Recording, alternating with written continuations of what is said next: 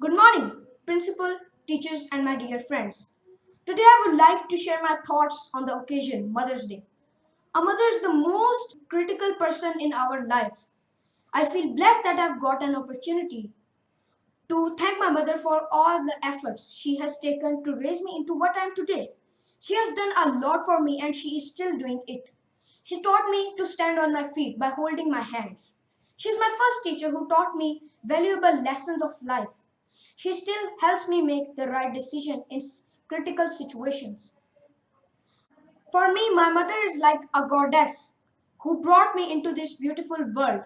A mother dedicates her life for her children and gives many sacrifices, also for their happiness. So let's continue expressing our love and gratitude towards her every day. With this concludes my speech. You all have a wonderful day ahead. Thank you and happy Mother's Day.